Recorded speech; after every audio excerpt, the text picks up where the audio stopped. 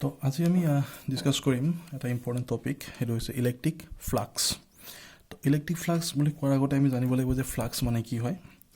চ' flux মানে হ'ল কি, ছাপ'জ কনচিডাৰ এ ফ্ল' of liquid with velocity V through a small flat surface D S. Suppose এখন তোমাৰ ছাৰ্ফেচ আছে আৰু তাৰ যিটো এৰিয়া সেইটো ডি এছ, আৰু তাৰ মাজেৰে যদি তোমাৰ লিকুইড ফ্ল' হৈ আছে with velocity V but in a direction normal to the surface. তাৰমানে যিখন তোমাৰ ছাৰ্ফেচ আছে তাৰ নৰ্মেল ডাইৰেকশ্যনত, তাৰমানে যিখন ছাৰ্ফেচ আছে, ছাপ'জ তোমাৰ যদি ছাৰ্ফেচখন এইখন হয়, ঠিক আছে, এইখন মই হাতখন দিছোঁ, যিখন ছাৰ্ফেচ হয়, তেতিয়া কি হ'ব, হাতখন কিতাপ এখন দিওঁ, তো এইখন যদি ছাৰ্ফেচ হয় তেতিয়া ইয়াৰ নৰ্মেলটো কোনফালে থাকিব, এইফালে থাকিব বা এইফালে থাকিব, ঠিক আছে। যদি ছাৰ্ফেচখন যদি এনেকুৱা হয় তেতিয়া তাৰ নৰ্মেলটো এইফালে থাকিব, ওপৰফালে থাকিব, নহ'লে তলৰ ফালে থাকিব। তো এনেকুৱা যদি এখন ছাৰ্ফেচ থাকে তাৰ এইফালে নৰ্মেল, তাৰ এইফালে এই নৰ্মেলৰ ফালে যদি তোমাৰ কি হৈছে লিকুইড ফ্ল' কৰি আছে, then the rate of flow' of liquid is written as V D S, ঠিক আছে, is written as V D S and it is called flux. তো আটাইতকৈ ইম্পৰ্টেণ্ট কথা এটা হৈছে কি, যে কনচেপ্টটো ফ্লাক্স মানে কি, যে লিকুইড তোমাৰ ফ্ল' হৈ আছে এখন ছাৰ্ফেচৰ মাজেৰে, ছাৰ্ফেচৰ নৰ্মেল, ঠিক আছে, ছাৰ্ফেচখনৰ নৰ্মেল। তো ছাৰ্ফেচখনৰ নৰ্মেল মানে ছাৰ্ফেচৰ পাৰপেণ্ডিকুলাৰলি, ঠিক আছে। তো ৰেট অফ ফ্ল' অফ লিকুইডটো কি কোৱা হ'ব, ফ্লাক্স বুলি কোৱা হ'ব। সেইটো তোমাৰ ইন কেছ অফ লিকুইডৰ কাৰণে। আৰু ছেম কনচেপ্টটো আমি ইলেক্ট্ৰিক ফ্লাক্সৰ কাৰণেও এপ্লাই কৰিব পাৰোঁ। খালি এটা ডিফাৰেঞ্চ হ'ব কি, তাত তোমাৰ লিকুইড আছিলে আৰু ইয়াত তোমাৰ কি হ'ব ইলেক্ট্ৰিক ফিল্ড লাইন্স। যদি ইলেক্ট্ৰিক ফিল্ড লাইন্স তোমাৰ কি হয় এখন ছাৰ্ফেচৰ মাজেৰে পাৰ হৈ গৈ থাকে, যদি তাৰ নৰ্মেলে মানে তাৰ পাৰপেণ্ডিকুলাৰলি, তেতিয়া তাক কি কোৱা হ'ব, ইলেক্ট্ৰিক ফ্লাক্স বুলি কোৱা হ'ব, ঠিক আছে। এতিয়া মই ইয়াত এটা ডায়েগ্ৰাম দেখিছোঁ, এইটো চোৱা, এইখনখন ছাৰ্ফেচ। চ' ছাৰ্ফেচখন কেনেকৈ আছে, তোমাৰ এনেকৈ আছে, এইটো টাইপত আছে, তাৰমানে এইখন, ঠিক আছে। তো এইখন থকাৰ কাৰণে তেতিয়া মই অকল এই পাৰ্টটো দেখা পাম। তো ইয়াৰ যদি তোমাৰ নৰ্মেল কোনফালে আছে, এইটো ফালে বা এইটো ফালে, ঠিক আছে। তো এইটো ফালে নৰ্মেল, তো এইফালে যদি তোমাৰ হেৰি যায়, ইলেক্ট্ৰিক ফিল্ড লাইন্সবোৰ পাৰ হৈ গৈ থাকে, তেতিয়া তাৰ ফ্লাক্সটো কিমান হ'ব, তাত দেখোন ভি ডি এছ, তো ইয়াত হ'ব ই ডি এছ,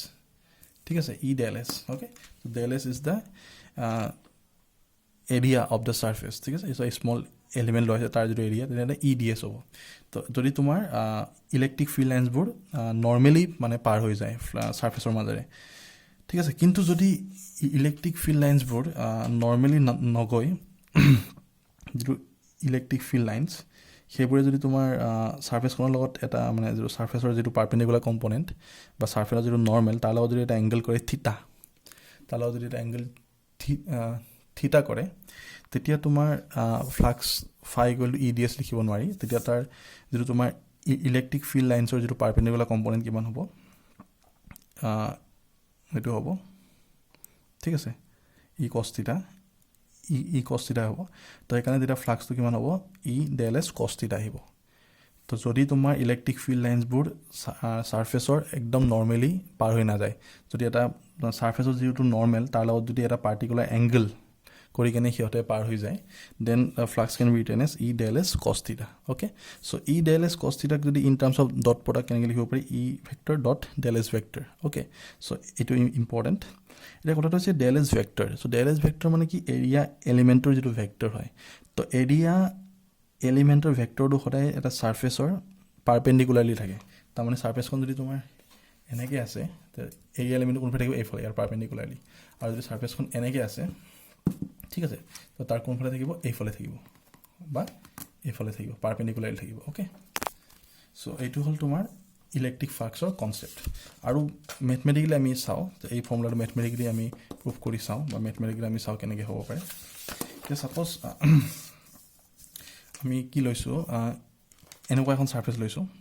এইখন ছাৰ্ফেচ। তো ইয়াৰ এৰিয়া ভেক্টৰটো কোনফালে আছে, নৰ্মেলি থাকিব, এইফালে থাকিব বা তলৰ ফালে থাকিব, ঠিক আছে, আমি এইফালে ধৰি লৈছোঁ। তো এতিয়া ইলেক্ট্ৰিক ফিল্ড লাইন্সবোৰ এইফালে গৈ আছে, তো ছাৰ্ফেচৰ মাজেৰে পাৰ হৈ গৈছে নেকি, ইলেক্ট্ৰিক ফিল্ড লাইন্সটো ছাৰ্ফেচৰ মাজেৰে পাৰ হৈ যোৱা নাই। তো অবভিয়াছলি তাৰ ফ্লাক্সটো আমি যদি ক'ব পাৰোঁ কি হ'ব, যদি আমি ডাইৰেক্টলি কওঁ এনে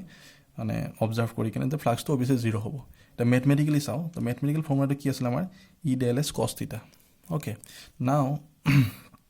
এই ছাৰ্ফেচখনৰ যিটো নৰ্মেল কম্পনেণ্ট, এইটো তাৰমানে এইটো এৰিয়া ভেক্টৰ, আৰু এইফালে গৈ আছে electric field that means electric field আৰু এৰিয়া ভেক্টৰৰ এংগেলটো কিমান 90 ডিগ্ৰী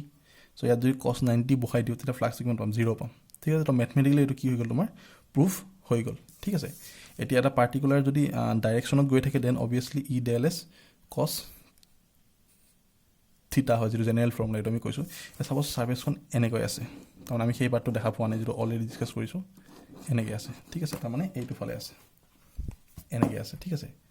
তো এতিয়া এইফালে যে তোমাৰ কি হৈছে ইলেক্ট্ৰিক ফিল্ড লাইনছবোৰ পাৰ হৈ গৈছে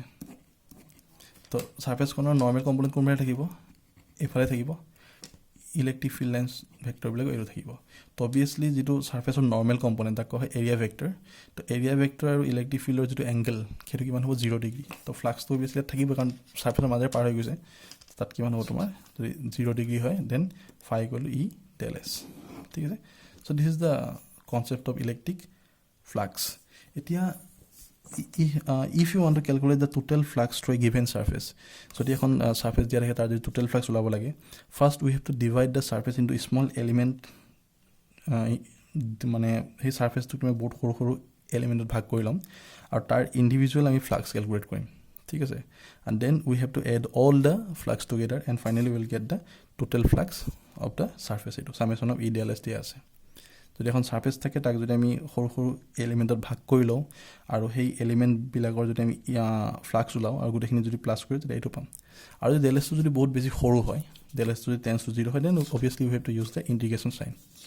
আমি ইণ্টিগ্ৰেশ্যন চাইনটো ইউজ কৰিব লাগিব ঠিক আছে so' that's all about the electric flux so' mathematically আৰু তোমাৰ যিটো থিয়ৰিটিকেলি যিটো কনচেপ্টটো মানে ক্লিয়াৰ হৈছে বুলি মই ভাবিছোঁ চ' মেইনলি হৈছে কি তোমাৰ এৰিয়া ভেক্টৰটো সদায় ছাৰ্ফেচৰ পাৰপেণ্ডিকুলাৰ থাকিব অ'কে সেইটো মানে মনত ৰাখিবা কাৰণ এৰিয়া ভেক্টৰ আৰু এৰিয়া সেইটো দুটা বেলেগ বস্তু হয় আৰু ইয়াত যিটো এক্সাম্পল আমি দেখালোঁ ইয়াৰ যিটো মানে এৰিয়া ভেক্টৰ এইফালে আছে ইলেক্ট্ৰিক ফ্লাক্সবোৰ ফিল্ড লাইন্সবোৰ এইফালে গৈ আছে তো ইহঁত দুটা মাজত এংগেল কিমান হ'ল যিটো এৰিয়া ভেক্টৰ 90 ডিগ্ৰী হ'ল 90 ডিগ্ৰীতে ফ্লাক্স নাই এখন ছাৰ্ফেচখন যদি এনেকৈ থাকে তোমাৰ অবভিয়াছলি ইয়াৰ মাজেৰে কি নাযায় ফিল্ড লাইন্স পাৰ হৈ নাযায় so' obviously flux will be 0 in this case ঠিক আছে নাও ইলেক্ট্ৰিক ডাইপল তো ইলেক্ট্ৰিক ডাইপল তোমাৰ কি হয় pair of equal and opposite point charges Q and কিউটো separated by distance particular distance তো ডাইপল মানে দুটা পল আছে প্ৰথম কথা এইটো জানিব লাগিব চ' এটা পেয়াৰ ছেম মেগনিটিউড বাট অপজিট কিউ আৰু মাইনাছ কিউ ছেপাৰেট বাই ডিষ্টেঞ্চ কিমান টুৱাইছে কৰিব পাৰা আৰ কৰিব পাৰা যি কৰা তো এই কনফিগাৰেশ্যনটো কি বুলি কোৱা হয় ডাইপল বুলি কোৱা হয় আৰু ইয়াৰ ডাইৰেকশ্যনটো কি হয় কোনফালে থাকে minus Q to plus Q by convention ঠিক আছে তো ডাইপলৰ ডাইৰেকশ্যন হয় minus Q to plus Q থাকে আৰু ডাইপল মমেণ্ট সেই আছে তো ডাইপল মমেণ্ট মানে কি magnitude of one surge into distance between the surges এই দুটা যিটো ডিষ্টেঞ্চ আৰু তাৰ মেগনিটিউড সেই যে মাল্টিপ্লাই কৰি দিওঁ তাক কি হয় ডাইপল মমেণ্ট তো ডাইপল মমেণ্টটো ভেক্টৰ কোৱান্টিটি চ' ডাইপল মমেণ্টত যদি ভেক্টৰ লিখোঁ then obviously you have to give the direction of ডাইপলৰ ডাইৰেকশ্যন কোনফালে থাকে minus Q to plus Q so' এইটো Q into twice P vector ঠিক আছে so' that is all about the electric dipole and dipole moment তো ইয়াত এটা important কথা আছে কি আমাৰ যিটো পইণ্ট চাৰ্জ এটা লওঁ পইণ্ট চাৰ্জত তোমাৰ ইলেক্ট্ৰিক ফিল্ডটো কি হয় inversely proportional to R square হয় ঠিক আছে but in case of a dipole আমি চাম এইটো নেক্সট ক্লাছত ইলেক্ট্ৰিক ফিল্ডটো inversely proportional to only R ঠিক আছে এইটো ইয়াৰ বেছিক মানে difference between a point charge and a dipole okay so' আমি এই বস্তুবোৰ নেক্সট ক্লাছত চাম তো বেছিক কনচেপ্টটো এইটো আছিলে এটা পেয়াৰ হয় ছেম মেগনিটিউড বাট অপজিট চাৰ্জেছ ছেপাৰেট বাই ডিষ্টেঞ্চ টুৱাইছে